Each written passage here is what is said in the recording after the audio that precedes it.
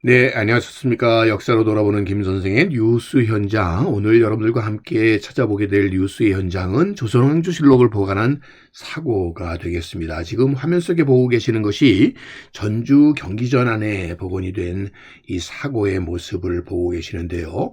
사실 우리나라의 역사가 이렇게 풍성해질 수 있었던 것은 그동안 역사 기록물들이 오늘날까지 잘 전해주고 있기 때문이라고 볼 수가 있겠는데요. 그 중에서도 가장 대표적인 우리 한국사 데이터베이스가 되는 것이 조선왕조실록이 되겠습니다. 그래서 유네스코 세계기록유산에 제일 처음으로 등재된 것이 바로 이 조선왕조실록이 되겠습니다. 조선 왕조는 27대까지 왕이 있었지만 그 중에서 25대 철종까지의 역사 기록이 바로 이 조선왕조실록이다라고 보시면 되겠습니다. 조선왕조실록에 대한 이해를 돕기 위해서 몇 가지 질문을 드려보면 조선시대에 즉위한 왕은 27분이셨죠.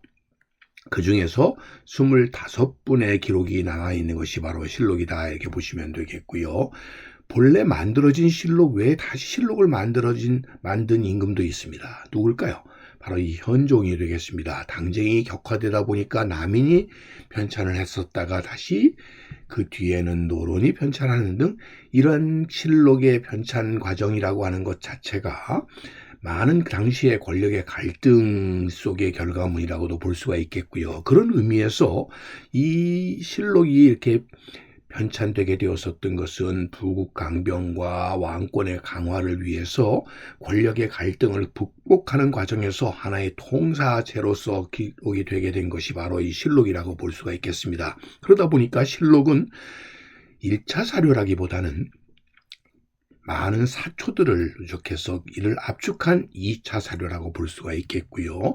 실록이 만들어지는 과정을 보게 되면 이제까지 완성이 되었었던 사초를 모아가지고 초조본부터 중초본, 정초본까지 작성을 해서 실록을 편찬하고 난 뒤에는 이 사초들을 물에 씻혀서 결국 삭제하는 과정을 통해서 만들어졌다라고 보시면 되겠습니다. 그만큼 정확한 역사를 기록하기 위한 노력의 결과물이 조선왕조실록이라고 볼 수가 있겠고요. 이와 더불어 선원록을 대단히 중시했었던 것은 왕실의 법통이라고 하는 것이 그만큼 중요했기 때문이라고 보시면 되겠습니다. 그래서 조선 왕실의 족보로서 만들어지게 된 것이 바로 이 선원록이다라고 보시면 되겠습니다.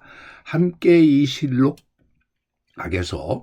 매일 일어나는 일들을 국골에서 일어나는 일들을 문서 조보로서 완성을 했었고 이런 것들을 해서 결국 조선 왕조 개창의 정당성과 전제왕권의 강화 이런 것들을 통해서 결국 권력의 갈등을 극복하기 위한 노력의 결과물로서 결국 실록이 편찬되게 되었었다라고 보시면 되겠고요. 이것이 오늘날까지 전해져서 우리가 그 실록을 볼 수 있게 되었다라고 하는 것은 바로 이를 그동안 보관해 오기 위한 많은 노력이 있었기 때문이라고도 볼 수가 있겠습니다. 조선왕조실록을 보관하기 위해서 이것이 국가적인 위기 상황 속에서도 온전히 이렇게 전해 내려올 수 있도록 했었던 것은 바로 이 춘추관인 내사고뿐만 아니라 충주, 성주, 전주 등 지방의 사고들을 두었었기 때문이고요. 임진왜란 때 그나마 이 전주 사고가 화를 면해서 하게 되었었고 이거를 갖다가 다시 기초로 해서 결국 전주 사고인 원본에다가 만이산 사고 그래서 춘추관, 태백산, 묘양산, 오대산 등 조선 후기에 오게 되면은 이렇게 깊은 산속의 사고를 만들어서 이를 보관해 왔기 때문이라고 볼 수가 있겠습니다. 다사다난했었던 이 조선 왕조의 역사 속에서도 그래서 오늘날까지 이를 전해와서 서울대학교 규장각에 이것이 오늘날 보관될 수 있게 되었던 것이다라고 보시면 되겠습니다.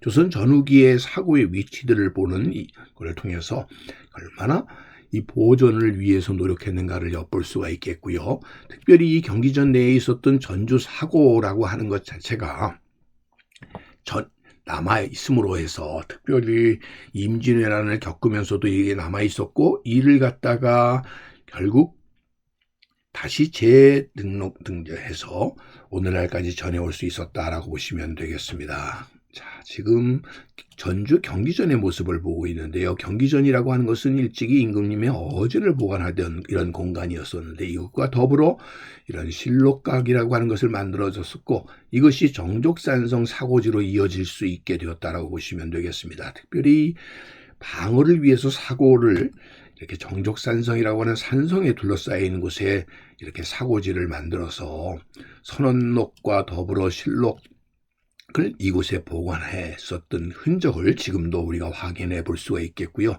이를 관리하기 위해서 전등사라는 사찰이 함께 있었다는 것을 이 강화도의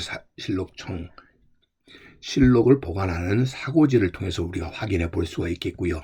이곳에서 복사 본들을 다시 이렇게 깊은 산속에 보관을 해서 오대산 사고 등의 이런 사고를 둠으로써 오늘날까지 전해 내려올 수 있었다라고 보시면 되겠습니다. 그래서 내사고와 외사고로 이렇게 시작이 되었었던 이 사고에서 실록을 보관해 오던 일들이 오늘날 서울대학교 규장각과 국가기록 중에 이렇게 보관되어서 내려올 수 있도록 하는 계기를 이루었다라고 보시면 되겠습니다. 자, 규장각의 현판의 모습이 되겠고요. 오늘날의 서울대학교 규장각의 모습을 보시면 수 있습니다. 자, 그런 의미에서